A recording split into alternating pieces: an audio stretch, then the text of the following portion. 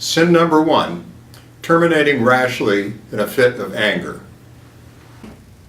Tom, you're fired. That's the last straw. You're out of here, and I mean now. There are at least 3 things wrong with an on-the-spot termination. People don't make good decisions when they're emotionally overwrought. There are many factors to consider before terminating, and being disrespectful encourages people to sue. Bottom line, wait until you talk to HR. Sin number 2, terminating in public, especially in a humiliating way. Man, did you guys see that catch that Jackie Bradley made last night at the Red Sox game? Unbelievable. I couldn't believe that somebody could just stretch out that much. Another coffee break, Bill? You know, I think you're a little too lazy and a little too slow to be in this job. I'll make an example out of you. You're fired. Oh. Oh, I'm sorry, I forgot about that. Chris, whoever thought you were managing material should be fired right along with you. You're done here. Get your things and get out. Public humiliation is a lawsuit magnet. There's no good reason to treat people this way, and a host of reasons to avoid it. Another similar problem is the perp walk. That is, when you publicly march someone to the door carrying a box of belongings with a security escort. That's begging for a lawsuit. I never would have thought of suing, but the way they humiliated me, will you help me take them down? Absolutely, Chris. You made the right call. You came to the right place. Sin number 3, terminating without checking with HR. Let's make today your last day. I'll talk to HR to manage the administrative details. HR is gonna take forever on this. I want this nut job gone today. Miller, get in here. HR needs to be able to evaluate a number of factors before there is any termination. Consistency. Have other similarly situated employees been fired? If not, there's a lawsuit brewing. Appropriateness. Is this a significant enough infraction that termination is reasonable? Contract. Is there a contract or agreement that the termination would violate? Or maybe an implied contract of good faith and fair dealing? Special circumstance. Perhaps the whole department is going to be let go. Or maybe there's some situation of which the manager is not aware. For example, a complaint has been filed. Sin number 4, termination that looks like retaliation. Well, you're fired for your poor performance. But let me add that you're not much of a team player. You complained to my boss, and you went to a government agency. So, Sandy, you want 12 weeks of bonding leave during the busy season. Well, why don't we just make that leave permanent? I don't care that you just filed suit. You're fired. Whenever a termination closely follows a protected act, there will be an obvious suggestion of retaliation. That's a tough one to defend unless there is very strong documentation. It's best to do a thorough evaluation in these situations. Frustrating as it is, people who file complaints do have, at least to some extent, an umbrella of protection over them. Now, what does closely follows mean? Of course, it's a gray area, but most experts agree that weeks is close and months not so close. However, if there is any other evidence linking the two acts, all bets are off, no matter how great the time difference. Sin number 5, offering a false basis for a termination. I'm sorry to tell you this, Donna, but because of severe budget cuts, we're going to have to let you go. Budget cuts aren't really all that bad. It's just, I want to tell her it's her performance. And it's bad enough she's getting fired. Sally, I'm so sorry to have to tell you this. I mean, really, this hurts me. This really hurts me deep down inside. But I'm sorry to have to tell you, but as you know, things are changing around here, and well, unfortunately, your job's been eliminated. Not really, but John, whose performance is worse, is a golfing buddy. Managers often want to soften the blow of a termination by blaming it on budget cuts or department reorganizations, or the company is going in a different direction. The problem comes when you rehire and the former employee finds out about it. He or she will assume that since the given reason was false, the termination was because of discrimination or retaliation. The jury will ponder the question, was the manager lying then, or is the manager lying now? Either way, the manager's a liar. Sin number 6, terminating without a reason on the basis of at will. I don't have to give you any reason why I'm firing you.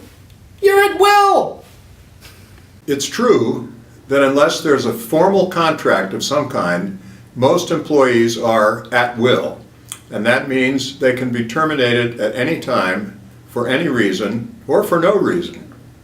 And the flip side is that they can leave at any time. But here's a news flash. People don't like to be fired, and they're not going to blame themselves. They typically have no reason to think their performance is subpar, so the reason must be because of their protected status. That is, their race, their sex, their age, their disability. Now your company is in trouble. You have to begin your defense by proving that yes, your managers are so stupid that they fire employees for no reason. And then you have to explain why no reason is more likely than the alleged illegal reason. It's not going to go well. Sin number 7, terminating without proper documentation. Why do I need documentation? The guy's a poor performer and I want him out of here. Do I have documentation about the performance of the employee I fired this morning? Well, not yet, but I'll write something up for you.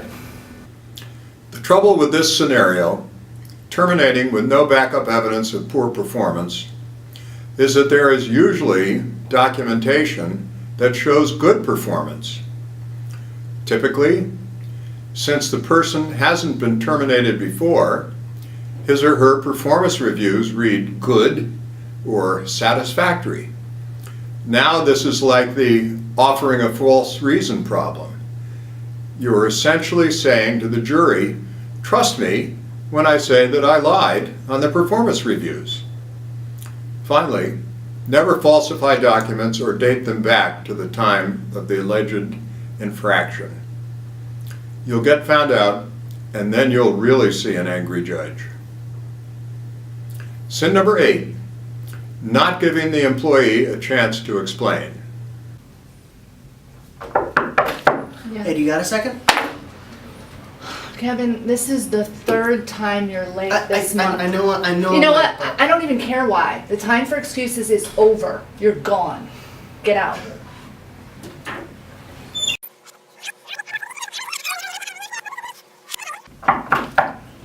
Hey, can I talk to you for a second? Oh, Kevin, this is the 3rd time you're late this I month. know I'm late, but I just found out my daughter has cancer, and I had to schedule some appointments. Oh my God, I'm so sorry. Sit down. Yeah, let's talk. True, there's no legal requirement to give employees a chance to explain. But juries will view it as a basic element of fairness. In a situation like the one in the scenario, the jury's sympathies are not going to be with the manager. And here's another scenario. A young woman transferred into a new position at her company. She was late the first few mornings, and the new boss wanted to fire her. HR suggested that he talk to the employee. Come to find out, she was actually coming in an hour early to train her replacement at the old job, and then rushing downstairs to the new one a few minutes late. You'll be glad to know she didn't get fired. Sin number 9, terminating on your own. Oh, my goodness. Wait, I don't need to check with anyone. It's a termination offense, and that's it. It's generally better to have a group involved in deciding on a termination for a number of reasons. There may be other people on the team, like the HR manager, in a better position to judge the appropriateness of the termination. A group decision shows that careful consideration was given to the matter. Since litigation can go on for years, and since managers can come and go, it's in the organization's best interest to have several managers familiar with the case. Sin number 10, terminating without preparation. I don't care about checklists and benefits. I want this person gone now. Well, I guess we need to talk. Sometimes things don't always work out the way we like them to, so, it puts us in some difficult situations sometimes. Let's face it, terminations prompt many lawsuits, and experience suggests that the decision of whether to sue or not is often influenced by how the person was treated during the termination. So take the time to be prepared. Know what you are going to say. This lets whoever is handling the termination better control the conversation and keep it from becoming too long, too emotional, or too unclear in delivery and message. Also determine who is going to do what documents need to be available, what procedures need to be followed, what references will be given, final pay, and so on. Treating the terminated employee with respect goes a long way toward preventing expensive and productivity-draining lawsuits and charges. Okay, that's our 10 sins of termination. Did we get them all? Let me know at sbruce@blr.com.